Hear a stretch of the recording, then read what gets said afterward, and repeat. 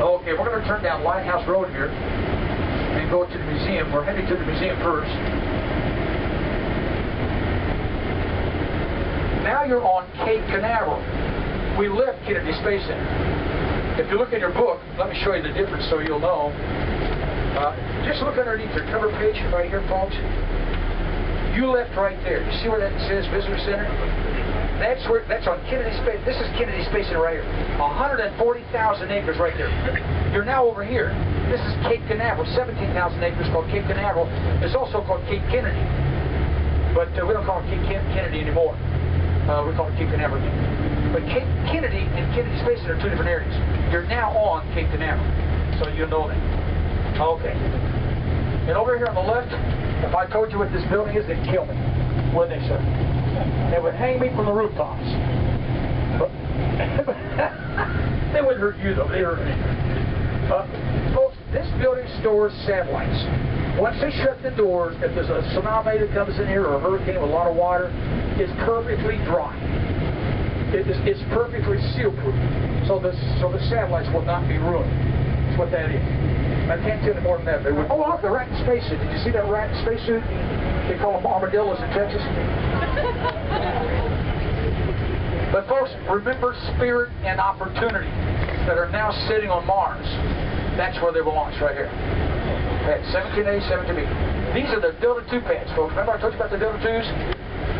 They were actually operated by Boeing. They're the ones who made that rocket, the Delta rockets. The Atlas rockets are Lockheed. There's another rat spacesuit over here on the right. 9 rings on the thing. We're entering the Air Force Museum. A lot of the equipment in here has been replaced, taken to Wright-Patterson Air Force Base and other places. You see that blue locomotive over there, the U.S. Air Force on it? That was in Korea during the Korean War. It has received honors and awards for being a very wonderful tool that they had in Korea years ago. We used that on Pad 40. There were 2 on Pad 40, the other was in California. We had to pull the rocket up with 2 diesels up to the launch pad. Now this is Blockhouse 26. I want to tease you. Can I tease you? How many know the American space program better than the Russian space program? Hold your hand up if you know the American space program better than the Russian. What's the name of America's first satellite? We got one guy who knows. What's the name of Russia's first satellite? Now we know the truth. If they got a bomb, they got a mild electrical shock. Very mild, didn't hurt them any, and I don't think any of them died in flight. A lot of them have died in zoos since, but none in flight. Ham, everybody's heard of Ham. He was one of the most docile of the bunch. And if you'll notice, they're dragging him around here. He's got a nice smile on his face, and he's got one tether on this wrist. Now Enos over there, you'll notice he's got 2 tethers. He was mean. He would bite you, apparently. I wasn't here for that. But even Ham, during his flight, he performed brilliantly.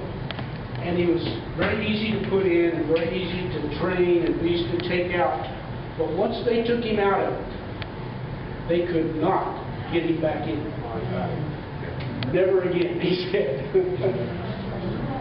This is pictures of a lot of the launches that was done at this by the Army Ballistic Missile Agency. And some of them carried the chimpanzees, mostly Junos. The guidance system was right. They could guide it for longer with engine shut off because they were launched. As soon as the engine was shut off, then you right here a Swiss knife.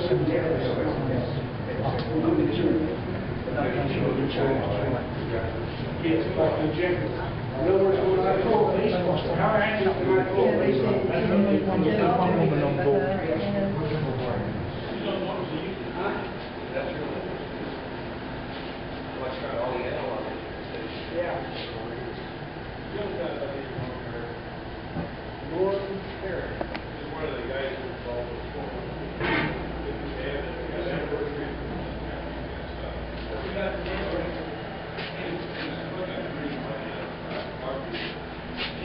These are cable trays for engine. 5K. Uh-huh. That's great. Amazing.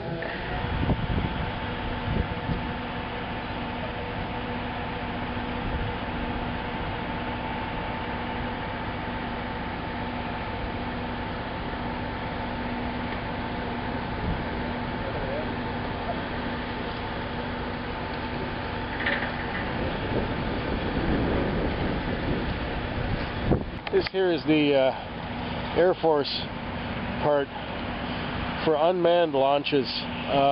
It's the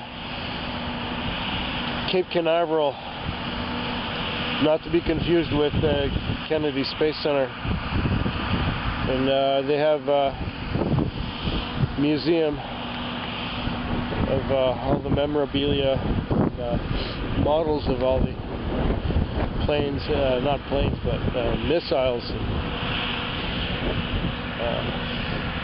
rockets that would propel unmanned payloads like satellites, monkeys. They did tests on monkeys and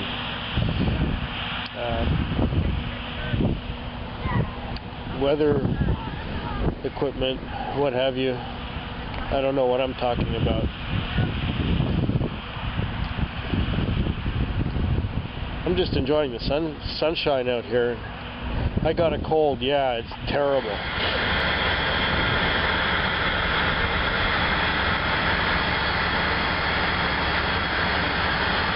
Sucks.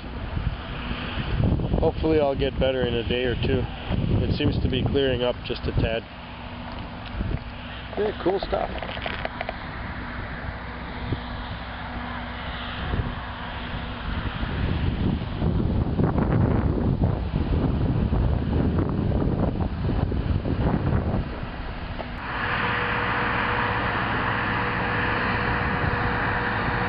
Minuteman missile.